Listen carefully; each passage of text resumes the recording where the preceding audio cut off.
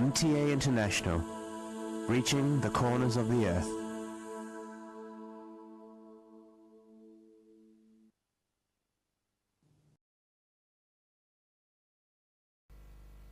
صلی علی رسولنا صلی علی محمد صلی علی نبینا صلی علی محمد صلی علی کریمنا صلی علی محمد صلی علی حبیبنا صلی علی محمد صلی علی امامنا صلی علی محمد صلی علی نبینا صلی علی محمد صلی علی رسولنا صلی علی محمد صلی علی شفیعنا صلی علی محمد صلی علی کریمنا صلی علی محمد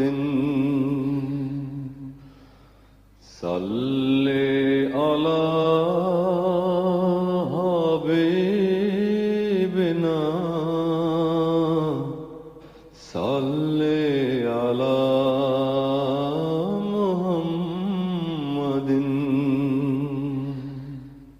صلی علی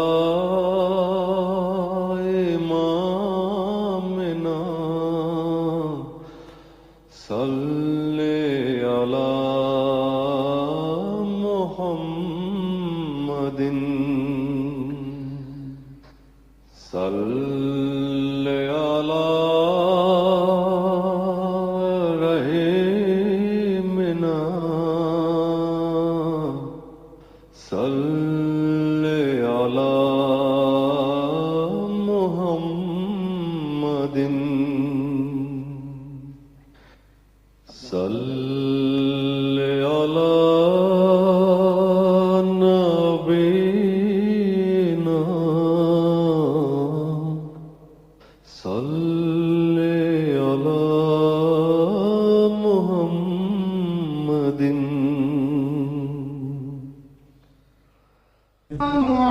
محمد رسول الله حي على الصلاة حي على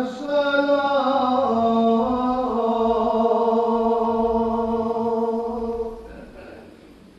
حي على الفلاح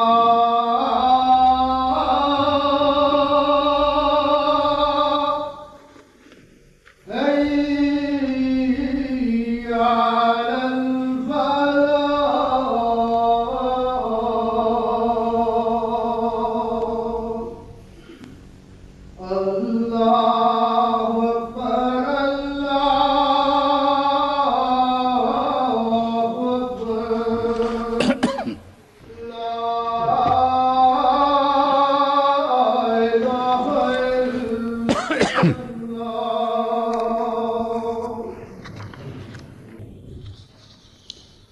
أشهد أن لا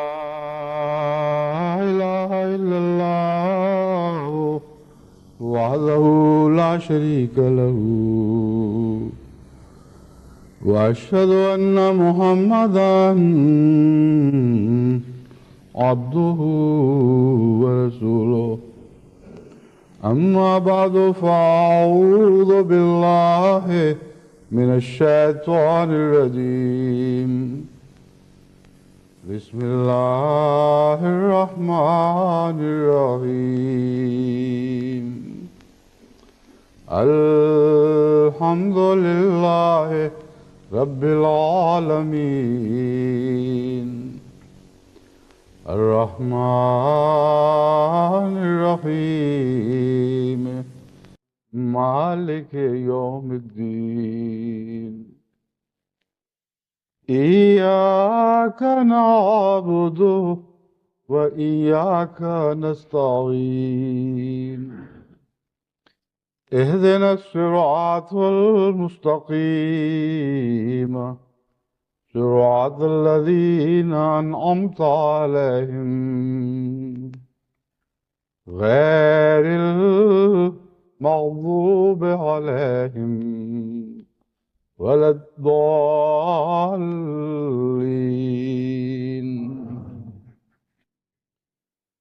ولا يؤاخذ الله الناس بما كسبوا ما ترك على ظهرها من دابة ولكن يؤخرهم إلى أجل مسمى ولكن يؤخرهم إلى أجل مسمى فإذا جاء أجلهم فإن الله كان بعباده خبيرا. سورہ فاطر آیت 46. اس آیت سے متعلق گفتگو سے پہلے میں اول تو کچھ اجتماعات کا اعلان کرنا چاہتا ہوں. اس کے بعد گزشتہ خطبے میں کہی ہوئی ایک بات سے متعلق مزید وضاحت پیش کروں گا. آج حلقہ شورکوٹ ضلع جھنگ اور حلقہ چک سکندر ضلع گجرات کی جماعتیں اپنا سالانہ جلسہ منعقد کر رہی ہیں. چک نو پنیار ضلع سرگودھا کا جلسہ سالانہ بھی آج ہی ہو رہا ہے. بھکر میں بھی ضلعی سطح پر سالانہ جلسہ ہو رہا ہے اور مجلس انصار اللہ بنین افریقہ کا تیسرا سالانہ اجتماع آج 21 جنوری سے شروع ہو رہا ہے اور کل تک جاری رہے گا.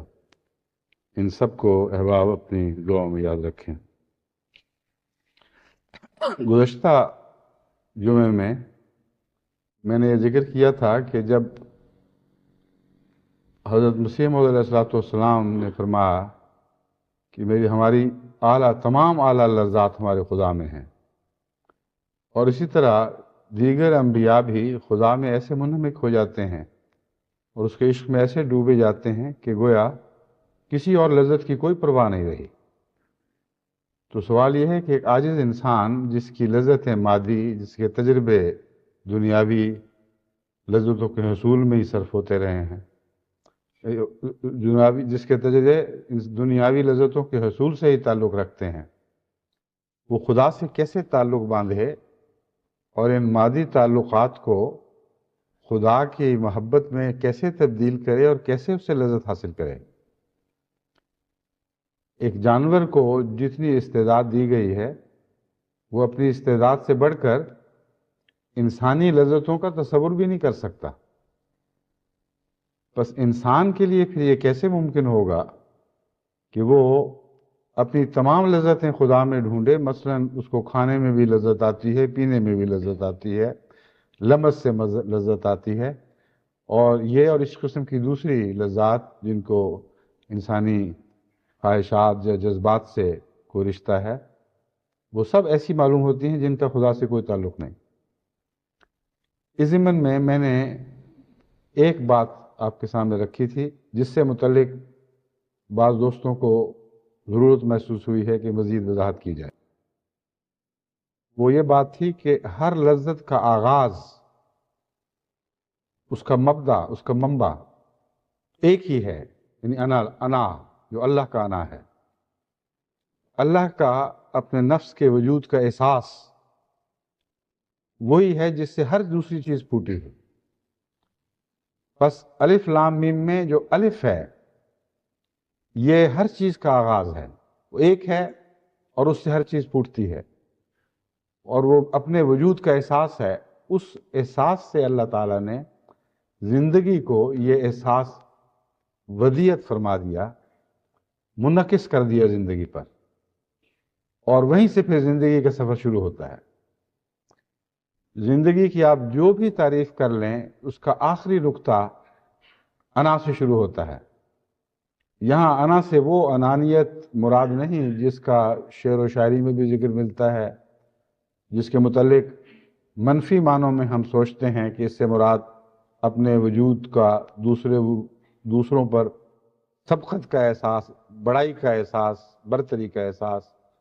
یا دوسرے لفظوں میں تکبر کا احساس ہے۔ ہرگز ان معنوں میں یہاں انا کی بات نہیں ہو رہی۔ انا سے مراد احساس وجود ہے جو ہر دوسری چیز سے زیادہ پیارا ہے۔ بس اس احساس وجود میں انسان کی پیدائش سے بہت پہلے، زندگی کے آغاز ہی میں، زندگی کے پہلے ذرے کو بھی اللہ تعالیٰ نے اس احساس میں ذلی طور پر شامل فرما لیا، اور وہیں سے پھر زندگی کا سفر شروع ہوا۔ ہر ذرہ زندگی کا ایک انا رکھتا ہے، اور یہ انا اسے دوسری چیزوں سے ممتاز کر دیتی ہے۔ اب جب آپ زندگی کے ارتقاء پر غور کریں تو آپ یہ معلوم کر کے حیران رہ جائیں گے کہ تمام تر ارتقاء اس انا کے گرد گھوم رہا ہے، شروع میں لاشعوری طور پر اور پھر انسانی سطح پر پہنچ کر شعوری حالت میں۔ یہ مضمون چونکہ بہت گہرا اور بہت ہی وسیع ہے، اس لیے میں نے اشارتاً ذکر کیا تھا۔ اب بھی اس مضمون کے تمام پہلوؤں کو تفصیل سے بیان کرنے کا وقت نہیں ہوگا۔ میں اسی جگہ سے شروع کرتا ہوں جہاں میں نے بات پچھلے جمعے میں ختم کی تھی، کہ ہم اپنی لذات کو اگر تجزیہ کرتے ہوئے آغاز تک پہنچانے کی کوشش کریں تو معلوم ہوگا کہ ہر لذت کا منبع احساس وجود یعنی انا ہے۔ ہم زندگی میں پھیلنا چاہتے ہیں، اور یہ پھیلنا آغاز میں وجود کے پھیلنے کے ذریعے تھا۔ اس وجود کو زیادہ سے زیادہ تقویت دینا چاہتے ہیں، اور ان دونوں باتوں کی سیری کے لیے، ان دونوں باتوں کی سیرابی کی خاطر ہمیں زندگی میں ہر مقام پر دوسری چیزوں کی احتیاج رہتی ہے، اور یہ احتیاج کئی طریق سے پوری ہوتی ہے۔ مثلا ہر زندہ چیز اپنے ماحول سے کچھ چیز لیتی ہے جس کو ہم کھانا کہتے ہیں، کوئی چیز اخذ کرتی ہے جسے پینا بھی کہا جاتا ہے، اور جو کچھ لیتی ہے خواہ وہ کسی شکل میں بھی ہو، اس میں سے کچھ حصوں کا انتخاب کرتی ہے، اور وہ جو اس کی بقا کے لیے، اس کے اس بنیادی خواہش کو پورا کرنے کے لیے کافی ہو، اس میں اس کو مزہ آنا شروع ہو جاتا ہے۔ بس اصل لذت بقا میں ہے، اور اپنے وجود کے پھیلنے میں ہے، اپنی نشو و نما میں ہے۔ آغاز میں ہمیں اس کے لیے کوئی الگ الگ بڈز یا سیلز دکھائی نہیں دیتے۔ زندگی کے آغاز میں ایک مبہم سا خیال ہے کہ مجھے مزہ آ رہا ہے، لیکن اس مزے کی تکمیل کے لیے زندگی نے ابھی بہت سفر کرنا ہے، اور مختلف ذرات اس کے مختلف ذرات نے، مختلف اجزاء نے نہ صرف اندرونی طور پر ترقی کرنی ہے بلکہ باہمی رشتوں میں بھی ترقی کرنی ہے۔ بس اب دیکھیں، جس چیز کو ہم مزہ کہتے ہیں، منہ کا مزہ، اس میں کچھ بڈز ہیں، ان بڈز کے ذریعے ہم نمک محسوس کر لیتے ہیں، کڑواہٹ محسوس کر لیتے ہیں، مٹھاس محسوس کر لیتے ہیں، اور ان کا تعلق پھر ناک کے بڈ سے ہے جن سے ہم خوشبو محسوس کرتے ہیں۔ پھر لمس کے ساتھ تعلق ہے کہ وہ چیز نرم ہے یا سخت ہے، کرسپ ہے یا سوگی، ایسی ہے جس جو ایک چٹخ کے ساتھ منہ میں ٹوٹتی ہے یا پھسپھسی سی ہے۔ پھر وہ گرم ہے کہ سرد ہے۔ ان سب چیزوں کے لیے خدا تعالیٰ نے پھر زندگی کو محسوس کرنے کے ذرائع عطا کیے۔ حالانکہ آغاز صرف بقا کا ہے، بقا کی خاطر سفر شروع ہوا ہے، لیکن زندگی خود تو یہ چیزیں بنا نہیں سکتی تھی۔ احساس تھا کہ کاش میں جو کچھ لذت حاصل کرتی ہوں، اگر زندگی کو مادہ سمجھا جائے، تو مجھے اس کی لذت کے معلوم کرنے کے لیے معین ذرائع بھی میسر آ جائیں۔ قرآن کریم نے اس مضمون کو ایک صورت میں مکمل طور پر پیش فرمایا ہے کہ تم یہ کچھ جو تم نے کیا، کیا تم اس کے خالق تھے یا ہم خالق تھے؟ یہ بتانے کے لیے کہ تمہیں احساس وجود تو تھا، مگر اس احساس وجود کی سیری کے لیے تم کچھ بھی خود پیدا نہیں کر سکتے تھے، لیکن لگتا یوں ہے جیسے خود بخود پیدا کیا جا رہا ہے، خود بخود پیدا ہو رہا ہے۔ تو جتنی بھی لذتیں کھانے پینے اور لمس سے تعلق رکھتی ہیں، ان سب لذتوں کا تعلق اپنے وجود کی نشو و نما اور اس کی بقا سے ہے۔ اصل مزہ اس بات کا ہے کہ ہم بڑھ رہے ہیں، ہم پھیل رہے ہیں، ہم باقی ہیں، ہم زندہ ہیں، ہم طاقتور ہیں۔ اور اس کو معین طور پر محسوس کرنے کے لیے ہمیں منہ کے اندر بعض ایسے سیل عطا کیے گئے، ایسے خلیے عطا کیے گئے جو ان چیزوں کو محسوس کر سکتے ہیں۔ ہمارے ہاتھوں میں، ہماری جلدوں میں اس قسم کے خلیے عطا کیے گئے جو ان چیزوں کو محسوس کر کے ان کا الگ الگ تجزیہ کر سکتے ہیں۔ اور پھر وہ اعصاب عطا کیے گئے جن اعصاب کے ذریعے یہ سارے پیغامات دماغ تک پہنچتے ہیں، اور پھر دماغ میں وہ صلاحیت عطا کی گئی کہ ان تمام احساسات کو نہایت تیزی کے ساتھ، برقی رفتار کے ساتھ کمپیوٹ کر کے، جس طرح کمپیوٹر ایک چیز کا حساب لگاتا ہے، حساب لگا کر نہ صرف یہ کہ اپنے اپنے الگ الگ خانوں میں ان کو الگ الگ کر کے دکھائے کہ یہ جو چیز تم کھا رہے ہو یہ اتنی ٹھنڈی ہے، اتنی گرم ہے، اتنی نرم ہے، اتنی سخت ہے، اس میں تمہاری بقا کے لیے غذا کس کس شکل میں پائی جاتی ہے، وغیرہ وغیرہ، اور اس کی بو کیسی ہے، یہ دماغ پھر الگ الگ خانوں میں سجا کے دکھاتا ہے۔ لیکن ابھی اس کا نام لذت نہیں ہے۔ لذت اس آخری کمپیوٹیشن میں ہے جس میں دماغ یہ فیصلہ کرتا ہے کہ میں ہر طرف سے مطمئن ہوں، اور مجھے بہت ہی لطف آیا ہے کہ مجھے جو چیز اپنے وجود کی تقویت کے لیے جتنی جیسی شکل میں ضرورت تھی وہ سب مجھے مل گئی۔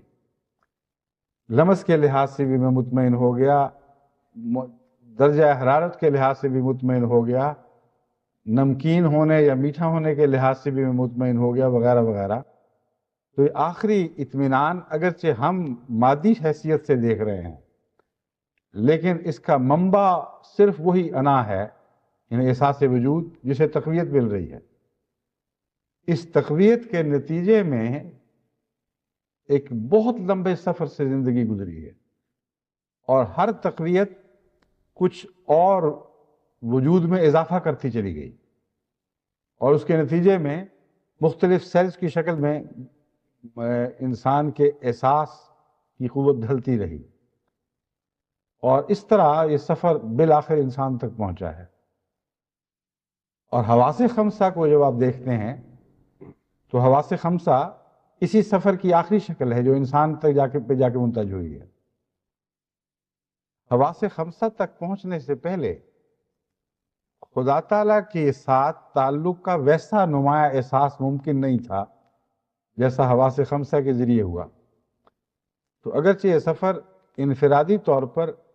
ایک ایک واسطے کے تعلق کو سمجھانے کے لیے اختیار کیا گیا، لیکن مزہ وہیں آیا جہاں ہمارے وجود کی مددگار چیزیں ثابت ہوئیں، جہاں ہمارے وجود کو سے زندگی کم کرنے والی، طاقتیں اڑانے والی چیزیں پیدا ہوئیں، وہاں مزے کی بجائے اس سے نفرت کا احساس پیدا ہوا، اس سے خوف پیدا ہوا، جو پھر آگے مختلف قسم کے سیلز میں ڈھلنا شروع ہوا۔ بس درد کا احساس، تکلیف کا احساس، کھو جانے کا احساس، یہ سارے ہمارے وجود کے خلاف اثر کرنے والے محرکات ہیں، جن سے ہمیں بنیادی طور پر صرف نفرت ہے، ہمیں پسند نہیں، ہمارے وجود کے خلاف کام کر رہے ہیں۔ اس نفرت کو خدا تعالیٰ نے پھر ڈھالا ہے مختلف قسم کے احساسات میں۔ ایک انگلی کاٹی جاتی ہے تو درد ہوتی ہے، سوئی سے کسی جگہ کچھ چبھایا جائے تو درد ہوتی ہے۔ کیوں ہوتی ہے؟ آخری انالیسس یہ اس کے سوا ہو ہی نہیں سکتا کہ اس نے وجود کو خطرہ پیدا کیا ہے، اور جہاں جہاں جس سمت سے بھی وجود کو خطرہ درپیش ہوگا وہاں تکلیف ہوگی، اور اس تکلیف کا نام ہم کبھی بھوک رکھ لیتے ہیں، کبھی درد رکھ لیتے ہیں، کبھی سردی رکھ لیتے ہیں، کبھی گرمی رکھ لیتے ہیں، اور ان سب کے لیے الگ الگ ذرات اللہ تعالیٰ نے ہمیں عطا کیے ہیں یا خلیات، جن میں ان چیزوں کو محسوس کرنے کی صلاحیتیں رکھی گئی۔ لیکن آخری انالیسس، آخری تجزیہ یہی ہے کہ لذت بقا میں ہے بس، اور بقا کی لذت نے جو لمبا سفر اختیار کیا ہے، اس سفر کے نتیجے میں اس لذت کو محسوس کرنے کے لیے احساسات میں نشو و نما پیدا ہوئی ہے، اور یہ نشو و نما احساس انا نے پیدا نہیں کی، کیونکہ وہ بالکل اس بات کا اہل ہی نہیں تھا کہ کچھ پیدا کر سکتا۔ اللہ کی انا نے پیدا کی ہے، جس سے ان زندگی میں احساس انا منعکس ہوا تھا۔ تو اگر کوئی شخص حواس خمسہ تک پہنچتے پہنچتے سفر کو ختم کر دے تو وہ اندھا مر جائے گا۔ اگر حواس خمسہ تک پہنچنے کے بعد اس کا سفر اس مقام پر، اس سمت میں حرکت کرنے لگے کہ یہ سب چیزیں میری بقا کے وجود کے تمام لوازم اور ان میں جو رکھی ہوئی لذتیں ہیں، یہ ساری اس انا سے پیدا ہوئی ہیں جو اللہ کی انا ہے، اور اس کے سوا ہمارے احساس وجود میں کوئی طاقت ہی نہیں تھی،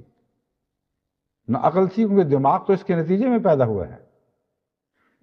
دماغ تو حواس خمسہ کو محسوس کرنے اور پھر اس کے اندرونی نظام کو مختلف شکلیں دینے کے لیے پیدا کیا گیا، اور ان کا باہمی آپس میں ایک رشتہ ہے جو اکٹھے ساتھ ساتھ ترقی کے مناظر طے کرتے چلے گئے ہیں۔ تو بقا کا احساس ہے جس نے ہمیں بہت سی لذتیں بخشی اور لذت کے ذرائع بخشے۔ اب ہم ان کو کہہ سکتے ہیں مادی لذتیں ہیں، مگر اگر آپ اس کے مبدا کی طرف لوٹ جائیں تو ہر مادی لذت کا مبدا، اس کا منبع ایک روحانی لذت ہے، جس کو ہم اعضاء میں تقسیم نہیں کر سکتے، جس کو کوئی مادی صورت دے نہیں سکتے۔ اس کا کوئی ایسا وجود نہیں جس کو مادی طور پر کہہ سکیں کہ یہ ہے۔ بس وہ احساس سے انا جس کی میں بات کر رہا ہوں، یہ اللہ کے الف یعنی انا کی ایک تصویر ہے جو زندگی میں ڈھالی گئی، جن کو آپ جنسی خواہشات کہتے ہیں اور جنسی لذات۔ اب بظاہر جانوروں میں دیکھیں یا انسان میں دیکھیں تو کئی پہلوؤں سے یوں معلوم ہوتا ہے کہ ان کا روحانیت سے کوئی تعلق ہی نہیں، خالصتاً مادی اور شہوانی جذبات ہیں، روحانیت سے ان کا کیا تعلق؟ حالانکہ جب ان کے سفر پر آپ غور کریں تو پتہ لگے گا کہ یہ سفر بھی روحانی سفر تھا، جس نے رفتہ رفتہ جسمانی شکلیں ڈھالی ہیں، کیونکہ انسان صرف اپنے وجود کو اب اسپیس میں یعنی کائنات میں نہیں بڑھانا چاہتا، بلکہ وقت میں بھی بڑھانا چاہتا ہے۔ اس لیے لمبی زندگی کی خواہش ہے، لیکن یہ خواہش ایک مقام پر آ کر آگے نہیں بڑھ سکتی۔ جو اجل مسمى والی میں نے آیت آپ کے سامنے پڑھ کے سنائی ہے، ہر شخص کی ایک اجل مسمى ہے، ہر وجود کی ایک اجل مسمى ہے، اس سے آگے وہ ایک ذرہ بھی آگے نہیں بڑھ سکتا۔ تو آگے کیسے بڑھیں پھر وہ پیدائش کے ذریعے آگے بڑھنے کا سلسلہ شروع ہوا۔ شروع میں زندگی کے آغاز میں پیدائش کے ساتھ وہ لذتیں نہیں تھیں، صرف ایک احساس کی سیری تھی کہ ہم زمانے میں آگے بڑھ گئے، اور یہ سیری کچھ لذت بخشتی تھی جس نے ارب و ارب ہا سال تک ترقی کا سفر طے کیا، اور پھر اس لذت کو احساس کے لیے مختلف خلیے عطا ہونے شروع ہوئے، اور اسی طرح اعصابی نظام بنایا گیا، اسی طرح دماغ بنایا گیا جس تک اعصابی نظام کے ذریعے پیغامات پہنچتے تھے، اور اس سے تعلق والی تمام چیزوں کو جب مجموعی صورت میں دیکھا جائے تو یہ ایک مادی لذت کی اپنی ایک الگ ایک عجب شان ہے، جس کو کھانے پینے کی لذت سے ملایا نہیں جا سکتا، ایک الگ قسم کی چیز ہے۔ لیکن اس کے باوجود اس کا آغاز بقا کی تمنا ہی سے شروع ہوا ہے۔ ایک بقا کی تمنا ہے، ایک سپیس، ایک مکان کے اندر انسان بڑھنا چاہتا ہے، جسم میں بھی، اور جسم میں جب نہیں بڑھ سکتا تو پھر علم میں بڑھنے کی تمنا اسے ایک لذت بخشتی ہے، اور جتنا انسان علم میں ترقی کرتا ہے اتنا اس کی کائنات پھیلتی چلی جاتی ہے، اور وہ وجود جو محدود ہے وہ علم کے ذریعے لامحدود ہوتا چلا جاتا ہے، یا لامحدود تو نہیں ہو سکتا لیکن لامحدودیت کی طرف اس کا سفر شروع ہو جاتا ہے۔ اسی طرح زمانے میں آگے بڑھنے کے لیے اللہ تعالیٰ نے ہمیں جنسی خواہشات عطا کی، جو اپنی ذات میں مقصد نہیں ہیں، بلکہ ہمارے آگے بڑھنے کے احساس کے نتیجے میں ہمیں یہ صلاحیتیں عطا ہوئیں کہ ہم جب سمجھتے ہیں کہ ہاں ہم آگے بڑھنے کی صلاحیت رکھتے ہیں تو اس سے ایک لذت پیدا ہوتی ہے۔ اس لذت کو ان خلیوں میں ڈھالا گیا، اس اعصابی نظام میں ڈھالا گیا، وغیرہ وغیرہ۔ بس عام انسانی سطح پر جب ہم غور کرتے ہیں تو بعض دفعہ یوں لگتا ہے کہ بڑی بھیانک ایک قسم کی لذات ہیں، یعنی ایک مومن کو جو روحانیت کو فوقیت دیتا ہے وہ سمجھتا ہے کہ یہ لذتیں تو دنیاوی ہیں، ان لذتوں کی سیری کیسے ہو سکتی ہے اللہ تعالیٰ کے تعلق میں؟ یہ درست ہے کہ کھانے پینے کی لذت کی، جنسی لذت کی، لمس کی لذت کی خدا تعالیٰ کی ذات سے براہ راست سیری ناممکن ہے۔ وہ ویسی مثال ہے جیسے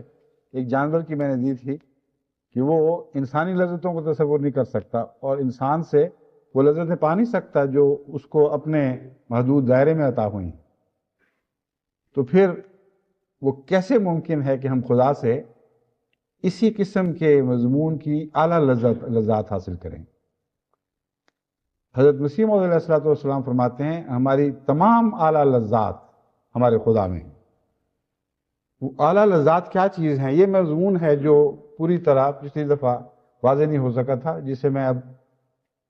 گزشتہ جو باتیں ابھی میں کہہ چکا ہوں ان کے حوالے سے آگے بڑھانا چاہتا ہوں۔ جس طرح مادی ترقی نے انا کے سہارے ایک بہت لمبا سفر طے کیا ہے، اسی طرح روحانی ترقی میں بھی یہی انا ہے جو ایک سفر میں آپ کی مددگار اور معین ہو جاتی ہے، آپ کو قدم قدم آگے بڑھاتی ہے۔ مادی ترقیات میں انا نے کانشس رول ادا نہیں کیا، یعنی باشعور طور پر انا میں یہ صلاحیت ہی نہیں تھی کہ وہ آپ کو وہ چیزیں عطا کر سکتی جو آپ کی لذت کے پیمانے ہیں۔ اللہ تعالیٰ ہے جس نے اپنی انا سے یہ سب چیزیں آپ کو عطا کی ہیں، اور آپ کو سمجھانے کی خاطر کہ لذت کیا ہوتی ہے اور کیوں ہوتی ہے۔ جب آپ انسان کی سطح پہ پہنچ جاتے ہیں اور حواس خمسہ پوری طرح مکمل اور تیار ہو جاتے ہیں، تو یہ وہ وقت ہے جسے خلق آخر کا وقت کہا جاتا ہے، جب اللہ تعالیٰ کی طرف سے شعلہ الہام نازل ہو سکتا ہے اور آپ کی صلاحیتیں اتنی ترقی کر چکی ہیں کہ آپ ماورا کی چیز کا تصور کر سکتے ہیں، یعنی مادے سے ماورا، مادے سے پرلی طرف کی دنیا کا بھی تصور کرنے کی اہلیت اختیار کر جاتے ہیں۔ پھر شعور جوں جوں بیدار ہوتا ہے، آپ جانتے ہیں کہ ہماری بقا نے جو ہمیں لذتیں بخشی ہیں، یہ بقا تو ایک عارضی سی و بےمانی سی بقا ہے۔ اصل بقا اس بات میں ہے کہ بقا کے سرچشمے میں اپنے آپ کو کھو دیں، قطرہ سمندر کی طرف واپس لوٹ جائے، وہ جو مبدا تھا وہ مرجع بن جائے، جہاں سے ہم نکلے تھے اسی میں ڈوب جائیں، اور یہ احساس پوری طرح عرفان الہی سے نصیب ہوتا ہے، جو کلام الہی کے پڑھنے سے اور عارف باللہ کے تعلقات سے نصیب ہوتا ہے۔ بس یہ وہ مضمون ہے جو حقیقت میں مذہب کا مضمون ہے، اور مذہب کے سفر کی داستان یہاں سے شروع ہوتی ہے کہ ہم اپنی لذتوں کو اللہ کی طرف منتقل کرنے کا جہاد شروع کریں۔ اللہ کی طرف منتقل کرنے کا جو سفر ہے، یہ سفر ہی روحانی ترقی کا سفر ہے۔ بس جس طرح بقا نے اور ان ذرائع نے، بقا کے احساس نے اور ان ذرائع نے جو بقا کو طاقت بخشتے تھے، اور ہمیشہ رہنے کی تمنا نے، اور ان ذرائع نے جو ہمیشہ رہنے کی تمنا کو پورا کرنے میں مددگار تھے، ہمیں مادی طور پر کچھ ایسے خلیے، کچھ ایسے ذرائع آلات عطا کر دیے جن کے ذریعے ہم ان لذتوں کو ایک مبہم لذت کے طور پر نہیں بلکہ معین لذتوں کے طور پر محسوس کر سکتے تھے۔ اسی طرح روحانی زندگی میں جب آپ تعلق باللہ شروع کرتے ہیں اور اللہ تعالیٰ کے ذکر سے اس تعلق کو تقویت دیتے ہیں، وہ وقت جب آپ کو واقعتاً اللہ کے پیار میں لذت آنی شروع ہو جاتی ہے، وہ وقت جب واقعتاً آپ سمجھتے ہیں کہ ہماری بقا کا آغاز تو اللہ ہی سے ہے اور اسی کے سہارے ہوئے ہے مسلسل، اور ہم نادانی میں اس بات کو بھولے رہے۔ پھر جب آپ خدا سے ایک نئی طاقت پاتے ہیں، ایک نئی رفاقت نصیب ہوتی ہے، وہ آپ کو ایک روحانی لذت بخشتی ہے۔ یہی وہ روحانی لذت ہے جو مرنے کے بعد جی اٹھنے سے پہلے پہلے اسی طرح ایک لمبا سفر کرے گی جس طرح انسانی زندگی یا حیوانی زندگی نے سفر کر کے بعض لذتوں کو معین طور پر محسوس کرنے کے ذرائع حاصل کر لیے۔ وہ روحانی وجود جو جنت کے مقام تک پہنچتے پہنچتے آپ کو عطا ہوگا، وہ روح کا یہ سفر ہے جس کے دوران آپ کو یہ عطا ہوگا۔ اس سفر پر بھیجنے کے لیے آپ نے اس زندگی میں کچھ کام کرنے ہیں۔ اگر اپنی زندگی میں اس سفر کی تیاری نہ کی تو زاد راہ کے بغیر جو سفر ہے وہ تو پایہ تکمیل کو نہیں پہنچ سکتا۔ اسی طرح گناہگار لوگ اپنی جہنم تک اپنے وجود کی ہر ایک کی ایک جہنم ہوتی ہے، اس لیے میں کہتا ہوں اپنی جہنم تک پہنچنے تک جو سفر اختیار کرتے ہیں، اس سفر تک پہنچنے کے لیے ان کو اسی طرح منفی اعصاب نصیب ہوتے ہیں جس طرح درد اور تکلیف کو محسوس کرنے کے لیے ہمیں زندگی کے ماضی سفر میں منفی اعصاب نصیب ہوئے تھے، اور وہ منفی اعصاب جہنم تک پہنچنے تک ان کے اندر غیر معمولی تکلیف کے احساس کی طاقت پیدا کر چکے ہوتے ہیں۔ بس خدا سے دوری کا سفر دراصل وہ جہنم کی جانب سفر ہے جس میں اس ایک لمبے عرصے میں، جس کو متعلق ہم نہیں کہہ سکتے کہ کب تک کا ہوگا، رفتہ رفتہ ہماری روح کو وہ شعور نصیب ہو جائے گا کہ وہ اپنی حماقتوں کے نتیجے میں جو کچھ کھویا ہے اس کی تکلیف محسوس کرے، اور تکلیف کھونے کا نام ہے۔ بقا کے خلاف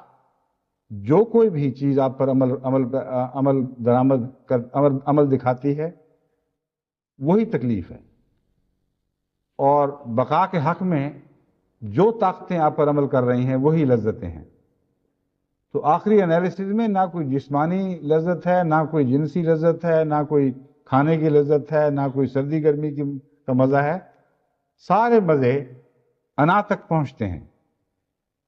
اور اس انا میں جب کمزوری کا احساس پیدا ہوتا ہے کہ ہم نے بہت لمبے سفر کیے مگر پھر بھی کافی نہیں ہے، مزید کی تمنا اسی طرح باقی ہے، پھر بھی پیاس ہے جو نہ ختم ہونے والی ہے، وہ وقت ہے شعور کا جب اللہ کی طرف توجہ پیدا ہوتی ہے اور انسان جان لیتا ہے کہ بقا تو اسی کی ذات میں ہے، اسی کی رفاقت میں ہے، اور ہمیشہ کی زندگی بھی اسی سے نصیب ہو سکتی. تو پھر یہ جو کھانے پینے کی جنسی لذتیں وغیرہ یہ بالکل بے حقیقت، اس کے مقابل پر بے حقیقت اور بے معنی ہو جاتی، اور اپنے اپنے دائرے میں ایک نیا احساس لذت پیدا ہوتا ہے. حضرت مسیح موعود علیہ السلام کی مراد ہماری اعلیٰ لذات سے یہ مراد ہے. بہت سے انسان تو ہیں جن کو ادنا لذات سے باہر نکل کر سوچنے کا موقع ہی کبھی نہیں ملا. یہ کلام ایک عارف باللہ کا کلام ہے. ناممکن ہے کہ ایک عارف باللہ جو خدا کی محبت میں ڈوبا ہوا ہو اس کے سوا کسی کا تصور بھی اس بات تک پہنچ سکتا جو حضرت مسیح موعود علیہ السلام نے اس ایک جملے میں فرما دی ہے. ہماری اعلیٰ لذات ہمارے خدا میں ہے. وہ کون سی اعلیٰ لذات ہیں؟ وہ یہی لذات کا روحانی سفر ہے جو انسان کے مقام پر پہنچنے کے بعد پھر آگے بڑھتا ہے، اور اس سفر کا اختتام مرنے کے ساتھ نہیں ہو جاتا. قرآن کریم بتاتا ہے کہ مرنے کے بعد اس سفر کا آغاز ہوتا ہے ان معنوں میں جیسے ماں کے پیٹ میں بچہ بن رہا ہوتا ہے اور ایک لمبا سفر 9 مہینے کے عرصے میں طے کرتا ہے. 9 مہینے کا عرصہ تو تھوڑا ہے، لیکن وہ سفر کرتا ہے وہ ساری زندگی کا سفر ہے جو دہرایا جا رہا ہے اس کے اندر. ماں کے پیٹ کے اندر بچے کی ذات میں یہ سفر دہرایا جاتا ہے. یہ بھی ایک لمبی تفصیل ہے، اس میں اس وقت جانا مناسب نہیں. مختصراً آپ کو یہ بتا دیتا ہوں کہ یہ سفر جو روحانی سفر خدا کی جانب ہے اور الہی تعلق کی لذات حاصل کرنے کی تمنا کے سہارے چلتا ہے، یہی وہ سفر ہے جس نے ہماری جنت کی صلاحیتیں پیدا کرنی ہیں. ورنہ یہ وہم ہے کہ ہم جنت میں چلے جائیں گے. جنت میں جانے کی وہ تیاری جس سے جنت کی لذتیں محسوس کرنے کی صلاحیت پیدا ہوتی ہے، وہ تیاری کیے بغیر، اس صلاحیت کے بغیر کیسے آپ مزہ اٹھا لیں گے؟ ایک بچہ پیدا ہوتا ہے، اس کو آنکھیں نہیں ہیں، بغیر آنکھوں کے وہ لذتیں کیسے پا سکتا ہے جو آپ آنکھوں والے حاصل کر رہے ہیں؟ ٹیلی ویژن دیکھ رہے ہیں اس وقت، اور دنیا کے باہر جب نکلتے ہیں نظارے دیکھتے ہیں، رنگوں کی تمیز کرتے ہیں، حسن کو پہچانتے ہیں اور اس سے ایک لذت پاتے ہیں. ہر قسم کے حسن سے لذت پانے کے وہ ذرائع جو آنکھ کو میسر ہیں ان کا تعلق ایک لذت یابی سے ہے. اندھے بیچارے کو پتہ ہی کچھ نہیں. اسی طرح سماعی لذتیں ہیں، جس کو کان نصیب نہیں ہوئے اس کو کیا پتہ کہ یہ کیا لذتیں ہیں. تو محض یہ تو کافی نہیں کہ ایک اندھے کو ایک بہت ہی خوبصورت وجود یا خوبصورت منظر کے سامنے لا بٹھاؤ لیکن وہ لذت حاصل نہیں کر سکے. یہ تو کافی نہیں کہ ایک سننے والے کو، ایک بہرے کو ایک نہایت ہی خوبصورت اور دلکش محفل سماع میں پہنچا دو. وہ بت کا بت، پتھر کا پتھر بیٹھا رہے گا، اس کو کچھ بھی نہیں پتہ لگے گا کہ کیا ہو رہا ہے. تو جنت کوئی ظاہری ایسا وجود نہیں ہے جہاں جو داخل ہو گیا اس کو مزہ آنا شروع ہو جائے گا. ہم اپنی جنت کی خود تعمیر کرتے ہیں. جتنا جتنا یہ روحانی صلاحیتوں کے ذرائع ترقی کریں گے اتنا ہی ہماری جنت کا معیار بڑھتا چلا جائے گا. اب ایک ہی چیز 2 آدمی کھا رہے ہوتے ہیں، ایک کو کم مزہ آ رہا ہوتا ہے، ایک کو زیادہ مزہ آ رہا ہوتا ہے. ایک ہی شعر 2 آدمی سن رہے ہوتے ہیں، ایک لطف سے ایسا مستی پاتا ہے گویا کہ وہ آسمانوں میں اڑ رہا ہے، اس کی کیفیت ہی اور ہو جاتی ہے. اسے بعض شعر زمین کی سطح سے رفتوں تک اڑا دیتے ہیں، بڑی بلند رفتوں میں پہنچا دیتے ہیں، اور ایک آدمی سنتا ہے اس کو کچھ پلے نہیں پڑتا کیا ہو رہا ہے، کیا بات ہے. وہیں بت کا بت زمین پہ بیٹھا رہتا ہے، اس شعر اس کے سر کے اوپر سے گزر جاتا ہے، یا ایک طرف سے آتا ہے دوسری طرف سے نکل جاتا ہے، پتہ ہی اس کو نہیں کہ کیا بات ہو رہی ہے. اب وہ ایک خاص دائرے میں جو کچھ ہو رہا ہے وہاں جس کو چاہیں آپ لے جائیں، ہر ایک کا ماحصل مختلف رہے گا. بعض شعری مجلس میں جا کر سزا پاتے ہیں، مصیبت پڑی ہوتی ہے، کیا بکواس ہو رہی ہے، جھوم جھوم کے ایک آدمی کچھ باتیں کر رہا ہے، لوگ دادیں دے رہے ہیں، پاگل ہوئے ہیں سارے، کہنے والا بھی پاگل، سننے والا بھی پاگل، اور اصل میں وہ خود پاگل ہوتا ہے، اس کو پتہ ہی نہیں کہ کیا ہو رہا ہے. تو اس لیے لذتوں کے حصول کے ذرائع ہیں جو سب سے زیادہ اہمیت رکھتے ہیں، اور ان سے ہی جنتیں بنتی ہیں اور انہی سے دوزخیں بنتی ہیں. اسی لیے کہا جاتا ہے کہ ہر شخص کی جنت الگ ہے اور ہر شخص کی دوزخ الگ ہے. بس محض دعائیں کرنا کہ اے اللہ ہمیں اعلیٰ علیین میں پہنچا دے، ہمیں حضرت اقدس محمد مصطفیٰ صلی اللہ علیہ وآلہ وسلم کے قدموں میں جگہ دے، ہمیں اپنے پیاروں سے ملا دے، بیکار ہے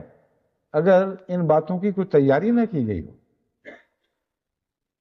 ایک اندھا کہہ سکتا ہے اے خدا مجھے دنیا کی سب سے خوبصورت جگہ پہ پہنچا دے، سب سے زیادہ حسین وجود کے سامنے بٹھا دے، اور اللہ دعا قبول کر لے گا اگر گری ازاری سے کرے گا. مگر دعا کرنے والے کو کیا فائدہ، وہ تو اسی طرح اندھے کا اندھا ہی ہے. بس یہ جو روحانی سفر ہے اس کے متعلق یاد رکھیں کہ آپ کی تمام مادی لذات بعض صورتوں میں بڑی بھیانک دکھائی دیتی ہیں، مگر ان سب کا منبع، ان سب کا مبدا اللہ کی ذات ہے، اور آغاز میں یہ بہت ہی پاکیزہ ہیں اور گہری حکمتیں ان سے وابستہ ہیں. اور آخری حکمت کی بات یہ ہے کہ ان سب کا تعلق اس انا سے ہے جو اللہ سے آپ نے منعکس، اللہ کی ذات سے آپ میں منعکس ہوئی، اور اس نے ایک بہت لمبا سفر اختیار کیا. جب آپ کو یہ احساس ہو جاتا ہے کہ منبع حسین ہے اور باقی سب لذتیں اس منبع کی عطا ہیں، تو اس طرف جو لوٹنے کی خواہش پیدا ہوتی، وہ سفر ہے جو مرجع کا سفر بن جاتا ہے. بس آخری دائرہ وہی ہے جو انا للہ و انا الیہ راجعون میں بیان فرمایا گیا ہے کہ اللہ ہی سے سفر کا آغاز ہوتا ہے اور اللہ ہی پر جا کر سفر ختم ہوتا ہے. وہ لوگ جن کا یہ سفر اندھا شروع ہو اور اندھا ہی ختم ہو، ان کو مرنے کے بعد کسی لذت کی توقع نہیں رکھنی چاہیے. وہ جو باشعوری طور پر دل میں وقتاً فوقتاً اپنے جذبات میں ایک ہیجان اٹھتا ہوا دیکھتے ہیں، جو اللہ کی طرف اپنے وجود کو لپکتا ہوا پاتے ہیں، جو دیکھتے ہیں کہ وہ اعلیٰ ذات، وہ پاک اور بلند تر ذات جس تک ہمارا تصور بھی نہیں پہنچتا، اس طرف جانے کی تمنا میرے دل میں پیدا ہو رہی ہے اور اس کی طرف میری روح حرکت کر رہی ہے. یہ وہ تمنا ہے جو رفتہ رفتہ آپ کو لازماً وہ روحانی اعصاب عطا کر دے گی جن اعصاب کے ذریعے واقعتاً آپ غیر معمولی لذت حاصل کریں. اسی لیے حضرت مسیح موعود علیہ السلام فرماتے ہیں کہ مرنے کے بعد روح کو ایک جسم عطا کیا جائے گا. ایک عام آدمی سوچتا ہے کہ کیا ضرورت ہے روح کو ایک جسم عطا کرنے کی، ایک جسم سے چھٹکارا ملا، ایک اور جسم عطا ہو گیا. بات یہ ہے کہ روح کا جو شعور ہے وہ ایک غیر منقسم شعور ہے. اس میں کسی قسم کی کوئی شعور کے اندر ایسے مختلف قسم کے حصے نہیں ہیں کہ اس شعور کو آپ تقسیم کر سکتے ہوں، یہ حصہ فلاں چیز سے تعلق رکھتا ہے، یہ فلاں چیز سے تعلق رکھتا ہے. ہر شعور اپنی آخری شکل میں غیر منقسم ہے، اس لیے کہ وہ توحید سے عطا ہوا ہے. انا کا الف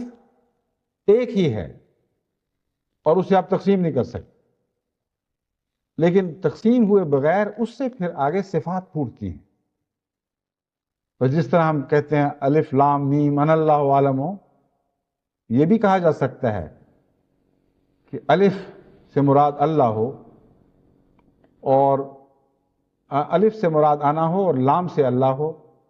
اور میم سے رحمان اور رحیم ہو، کیونکہ رحمانیت ہی سے ہر چیز کا آغاز ہوا ہے، اور ربوبیت دراصل رحمانیت اور رحیمیت کے آپس کے تعلق سے بنتی ہے۔ مگر یہ بھی سر دست ایک اس کو چھوڑنا پڑتا ہے کیونکہ ایک لمبا مضمون ہے۔ میں یہ بتانا چاہتا ہوں کہ ہم جو کہتے ہیں ان اللہ عالم کا مطلب ہے میں ہوں اللہ سب سے زیادہ جاننے والا، یہ بھی ہو سکتا ہے کیونکہ قرآن کریم کے بہت سے وطن ہیں، لیکن یہ بھی ہو سکتا ہے کہ انا اللہ سے الف جو ہے وہ انا کا ہو، اور لام اللہ کا، اور میم رحمانیت اور رحیمیت کی ہو، اور مراد یہ ہے کہ میں ایک وجود ہوں جس سے آگے صفات کے پھوٹنے کا سلسلہ شروع ہوتا ہے، اور میری پہلی صفت رحمانیت ہے اور پھر رحیمیت ہے، پھر آگے ان کے مختلف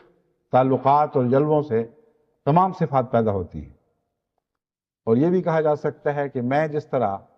ایک ہوں اور کوئی میرا ثانی نہیں، اسی طرح میم سے مراد محمد ہو، اور مراد یہ ہو کہ مخلوقات میں محمد بھی اسی طرح ایک ہے اور اس کا کوئی ثانی نہیں، لیکن جس طرح میں ایک ہونے کے باوجود مختلف صفات میں جلوہ گر ہو کر تمہیں مختلف رنگوں میں دکھائی دے رہا ہوں، اور تم ان صفات کو اپنا بھی سکتے ہو۔ اسی طرح اگرچہ محمد بھی ایک ہے، لیکن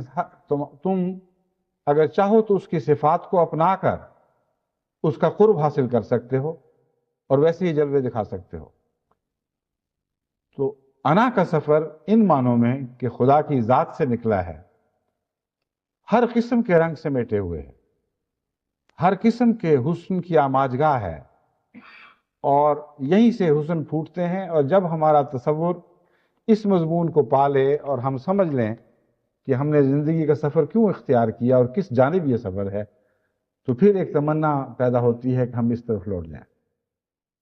تبھی حضرت اقدس محمد مصطفیٰ صلی اللہ علیہ وآلہ وسلم نے وصال کے وقت بار بار یہ الفاظ ادا کیے، اللہم فی الرفیق الاعلیٰ، اللہم فی الرفیق الاعلیٰ،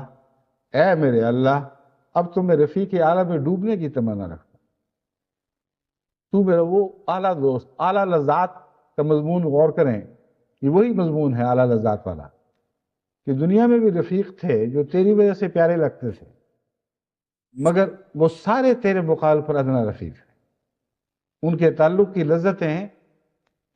تیری لذت کے مقابل پر ادنا کہلاتی ہیں، ادنا کہلائیں گی، ادنا ہیں۔ ایک ہی ہے جو رفیق اعلیٰ ہے، جس کے ساتھ رفاقت کی سب اعلیٰ لذتیں وابستہ ہیں۔ بس اللہم فی الرفیق الاعلیٰ، اے خدا میں تیری ذات میں لوٹ کر تجھ میں ڈوب جانا چاہتا ہوں۔ یہ ہے مرجع تام، یعنی باشعور خدا کی طرف لوٹنے کی تمنا پیدا ہو، اور اس کے پیچھے اس کی زندگی کی ساری کہانی اس مضمون کی صداقت پر گواہ بن چکی ہو۔ محض لفظوں سے یہ بات نہ کہی جائے، حرفوں اور لفظوں میں یہ بات نہ کہی جائے، بلکہ ساری زندگی کا مضمون اس کے پیچھے اس کا گواہ بن کے کھڑا ہو۔ جیسا حضرت اقدس محمد مصطفیٰ صلی اللہ علیہ وآلہ وسلم کی زندگی کا خلاصہ یہ تھا، اللہم فی الرفیق الاعلیٰ، اے میرے اللہ میں تیری ذات میں لوٹنا چاہتا ہوں۔ بس یہ قطرہ جس کا سفر ایک لامتناہی سمندر سے شروع ہوا تھا، جب شعور کی منازل طے کرنے کے بعد عشق کی منازل طے کرتا ہوا واپس اپنے مرجع کی طرف لوٹنے کی تمنا رکھتا ہے، یہ وہ مضمون ہے جو پھر انا للہ و انا الیہ راجعون کی کامل تصویر بن کر ہمیں اپنے خدا کی طرف لے جاتا ہے۔ اور یہ واپس لوٹنا دراصل اعلیٰ جنت ہے۔ فادخلی فی عبادی وادخلی جنتی، اس جنت کی کوئی تفصیل بیان نہیں فرمائی گئی۔ جو نسبتاً کم درجہ کی جنتیں ہیں ان کے اندر آپ باغوں کے ذکر پڑھیں گے، پھلوں کے ذکر پڑھیں گے، بڑے بڑے طیور کے قصے ہوں گے، جنت نہریں بہ رہی ہوں گی، لیکن ایک اعلیٰ جنت ہے جو محمد رسول اللہ صلی اللہ علیہ وسلم کی جنت اور آپ کی غلامی میں پیدا ہونے والے عباد کی جنت ہے۔ اس کی تفصیل خدا نے کوئی بیان نہیں فرمائی، کیونکہ وہ ایک ایسی اعلیٰ جنت ہے جس کی کوئی تمثیل ہی نہیں ہے۔ فرماتا ہے میں آواز دوں گا ان لوگوں کو جو میری طرف آ رہے ہوں گے کہ یا ایھا النفس المطمئنۃ ارجعی الی ربک راضیۃ مرضیہ، اے وہ نفس جو مجھ سے مطمئن ہو گیا ہے، جو سارے زندگی کے سفر کے بعد بالآخر اس نتیجے پہ پہنچا ہے کہ میرا اطمینان، میرا سکون خالصتاً اللہ ہی میں، اور کوئی چیز نہیں ہے جو مجھے کامل طمانینت بخش سکے۔ یا ایھا النفس المطمئنۃ ارجعی الی ربک، تو تھک گیا ہے ایک لمبے سفر سے، ارجعی الی ربک، اپنے رب کی طرف اب لوٹ آ، فادخلی فی جنتی، فادخلی فی عبادی وادخلی جنتی، بس میرے عباد میں داخل ہو جا اور میری جنت میں داخل ہو جا۔ اب باقی جنتیں چاہے کیسی دلکش اور حسین دکھائی دیں،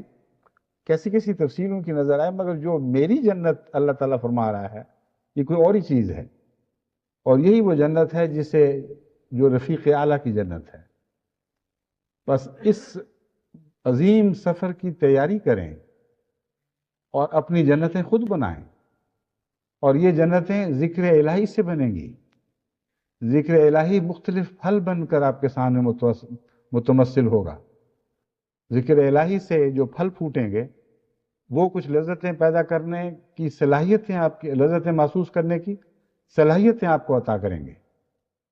اور ان لذتوں سے پھر آپ کے روحانی نشو و نما کا سلسلہ شروع ہوگا، اور بالآخر جب یہ لذتوں کا حصول اپنے کمال کے درجے کو پہنچے گا تو آخری لذت آپ کو سوائے رب کی کسی اور چیز میں نظر نہیں آئے گی۔ یہ ہے ذکر الہی جس کی طرف میں آپ کو بلا رہا ہوں، جس کی طرف قرآن آپ کو بلاتا ہے، جس کے اسلوب اور انداز ہمیں خود اللہ تعالیٰ نے حضرت محمد مصطفیٰ صلی اللہ علیہ وآلہ وسلم کے دل پر نازل ہونے والے نور میں بیان فرمائے اور روشن کیے۔ جو حضرت محمد مصطفیٰ صلی اللہ علیہ وآلہ وسلم کی ذات میں جلوہ گر ہوا، یہ وہ ذکر الہی ہے جو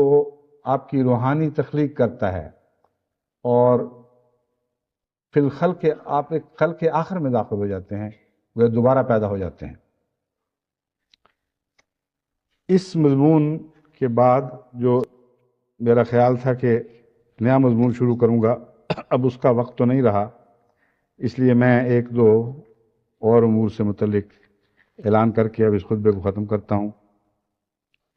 سب سے پہلے یہ کہ کچھ غم کی خبریں آئی ہیں جن کا تعلق انا للہ کے مضمون سے ہے۔ سب سے پہلے مکرم میاں عبدالحی صاحب کی وفات کی اطلاع ملی ہے۔ یہ مبلغ انڈونیشیا تقریباً 25 سال تک انڈونیشیا میں خدمت دین سر انجام دیتے رہے، اسی لیے عموماً ان کا تعارف مبلغ انڈونیشیا کے طور پر ہی کرایا جاتا ہے، اور جہاں تک خدمت دین کا تعلق ہے یہ ایک لمبا عرصہ ہے۔ 55 سال تک یہ واقف زندگی کے طور پر مختلف مناصب پر خدمت دین سر انجام دیتے رہے۔ نہایت میٹھا مزاج تھا، بہت ہی طبیعت کے اندر نرمی اور رفق پایا جاتا تھا، شفقت تھی، دوستوں کے ساتھ اچھے دوست، مسکرانے والے، اچھی باتوں پر ہنسنے والے، بری بات کہو تو خاموش ہو کر الگ ہو جانے والے، اس قسم کا مزاج تھا جو ایک دیکھنے میں ہی ایک پاکیزہ مزاج دکھائی دیتا ہے، صاف ستھرا پاکیزہ مزاج، اور خدمت بھی بے لوث کی ہے اور مسلسل کی ہے، ہر حالت میں کی ہے۔ سخت بیماری کی حالت میں بھی، جبکہ کینسر کے مریض تھے، تب بھی آپ خدا کے فضل کے ساتھ خدمت دین کو اس طرح سر انجام دیتے رہے جیسے آپ کا عزیز ترین کوئی مشغلہ ہو جس کے بغیر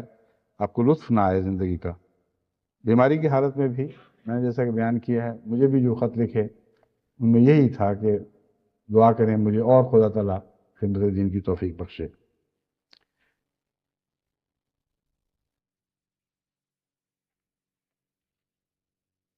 ان کے متعلق مزید معلومات یہ ہیں کہ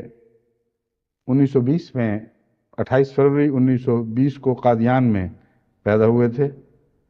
اور 1 مئی 1938 کو مجاہدین تحریک جدید کے ساتھ وابستہ ہوئے۔ 1946 میں پہلی مرتبہ اعلائے کلمہ اسلام کے لیے سنگاپور بھجوائے گئے، پھر 4 سال تک وہاں خدمت بجا لانے کے بعد انڈونیشیا میں متعین ہوئے۔ 1974 سے 1980 تک کراچی، واکینٹ اور ربوہ میں خدمات انجام دیں، پھر دوبارہ 1980 سے 87 تک انڈونیشیا میں جہاز تبلیغ میں مصروف رہے۔ واپسی کے بعد زندگی کی آخری سانس تک تحریک جدید کے مفوضہ فرائض سر انجام دیتے رہے۔ 19 جنوری 1974 کو لاہور میں وفات پائی۔ سید مسعود مبارک شاہ صاحب جو میرے ماموزاد بھائی سید محمود اللہ شاہ صاحب کے صاحبزادے اور ڈاکٹر سید عبدالستار شاہ صاحب رضی اللہ تعالیٰ عنہ کے پوتے تھے، ان کی جو والدہ کی طرف سے بھی ان کو یہ اللہ تعالیٰ کا خاص فضل نصیب ہوا کہ حضرت مولوی سید سرور شاہ صاحب کے نواسے تھے۔ میرے ماموں کی ایک شادی یا پہلی شادی یا دوسری مجھے اب یاد نہیں، مگر بہرحال ایک شادی حضرت سید محمد سرور شاہ صاحب کی صاحبزادی سے ہوئی تھی، تو یہ ان کے بطن سے ہیں۔ میرے بہنوئی سید داؤد مظفر شاہ صاحب بھی انہی کے بطن سے ہیں۔ وقف زندگی کے بعد ایک بہت لمبے عرصے تک آپ نے جماعت کی اسٹیٹس پر، یعنی وہ سندھ میں جو زمینیں تھیں ان پہ خدمات سر انجام دیں۔ لائل پور ایگریکلچر کالج سے باغوں کے فن پر انہوں نے ایک ڈپلومہ لیا تھا حضرت مسلم موعود کے کہنے پر، چنانچہ وہاں جو بڑے بڑے باغ لگائے گئے ہیں ان میں ان کی محنت اور ان کی صلاحیت کا بھی کافی دخل ہے۔ ان کی شادی میرے دوسرے ماموں عبدالرزاق شاہ صاحب کی بیٹی سے ہوئی تھی، اور طوبہ شاہ جن کو لندن کے لوگ اچھی طرح جانتے ہیں کثرت سے، طوبہ شاہ انہی کے صاحبزادے تھے۔ آج ہی شام کو اسی طرح عتیقہ ڈاکٹر فرید کی بیگم، وہ بھی سید مسعود مبارک شاہ صاحب کی ہی صاحبزادی ہیں۔ یہ دونوں آج انشاءاللہ جنازے میں شرکت کے لیے تشریف لے جائیں گے، ان کو بھی اپنی خاص دعاؤں میں یاد رکھیں۔ یہ دونوں نام وہ ہیں جن کی نماز جنازہ جمعہ کے بعد اور پھر عصر کی نماز کے بعد، دونوں نمازوں کے بعد ادا کی جائے گی، کیونکہ ابھی تک وقت دن اتنا چھوٹا ہے کہ جمعے کے ساتھ ہی عصر کا وقت شروع ہو جائے۔ تمام سب ٹھیک ہے، تو جب ایسا وقت آئے گا کہ دونوں کو الگ الگ پڑھا جائے تو انشاءاللہ اعلان کر دیا جائے گا۔ اس کے علاوہ ایک سلسلے کے بہت ہی مخلص کارکن سید سخاوت علی شاہ صاحب یا سید سخاوت شاہ صاحب، جو اصلاح و ارشاد کراچی کے ایڈیشنل سیکرٹری تھے، ان کی بھی آج اچانک وفات کی اطلاع ملی ہے۔ اور اسی طرح ڈاکٹر عبدالغفور صاحب اسیر رہ مولا ننکانہ صاحب کی وفات کی بھی اطلاع ملی ہے۔ انشاءاللہ جمعے کی نماز کے بعد ان سب کے لیے نماز جنازہ ادا کی جائے گی غائبانہ، اور ان کو اور ان کی اولادوں کو اپنی دعاؤں میں یاد رکھیں۔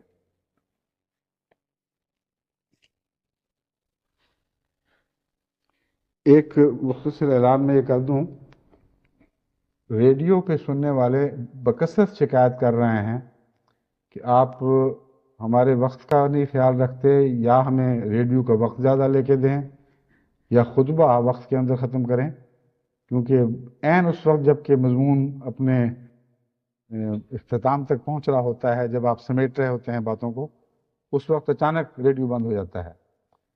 تو ان کی اطلاع کے لیے میں عرض کر رہا ہوں کہ اب ہم نے ریڈیو سے سرے دست تو یہ انتظام کیا ہے کہ بجائے 1:30 بجے خطبہ شروع کرنے کے، یعنی وقت ہمارا پروگرام شروع کرنے کے، وہ 1:35 پر شروع کریں گے اور 2:35 پر ختم کریں گے۔ لیکن یہ تجربہ بھی سرے دست جو ہم نے دیکھا ہے کامیاب نہیں ہو سکا، کیونکہ پچھلے 1-2 خطبات میں 40 منٹ تک خطبہ دیتا رہا، بعد میں مجھے افسوس ہوا کہ وہ بیچارے پھر محروم رہ جائیں گے۔ تو آج بھی ڈاک میں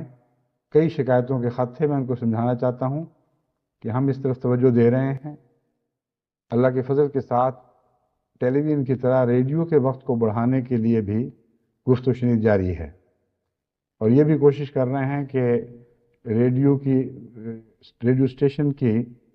اس پروگرام کی طاقت بڑھائی جائے، کیونکہ جتنی بجلی خرچ کرو اتنا ہی زیادہ وضاحت کے ساتھ دور دور تک ریڈیو سنا جا سکتا ہے۔ تو امید رکھتے ہیں کہ انشاءاللہ یہ ریڈیو اسٹیشن بھی بہت وسیع دائرے میں سنا جا سکے گا۔ اور آپ کے اطمینان کے لیے میں عرض کرتا ہوں کہ خطبہ جمعہ کو پورا کور کرنے کے لیے ہم کوشش کر رہے ہیں، ہمیں وقت مل جائے۔ مشکل صرف یہ ہے کہ ان کے وقت آگے سے طے شدہ ہیں، ورنہ ہماری طرف سے اس معاملے میں کنجوسی نہیں ہے۔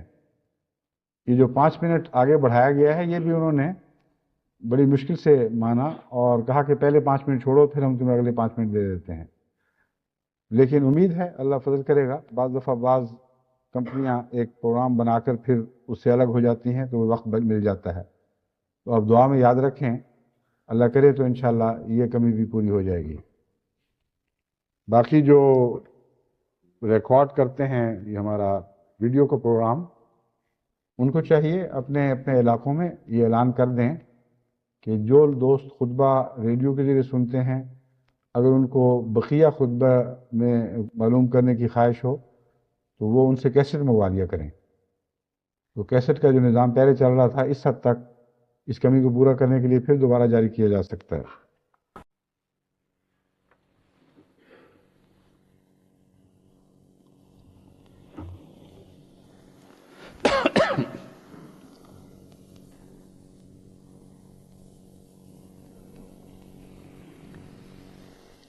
الحمد للہ نحمده ونستعینه ونستغفره ونؤمن به ونتوکل علیہ ونعوذ باللہ من شرور انفسنا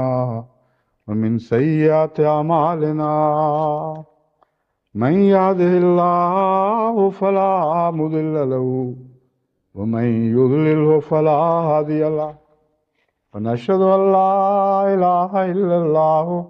وحده لا شريك له ونشهد أن محمدا عبده ورسوله عباد الله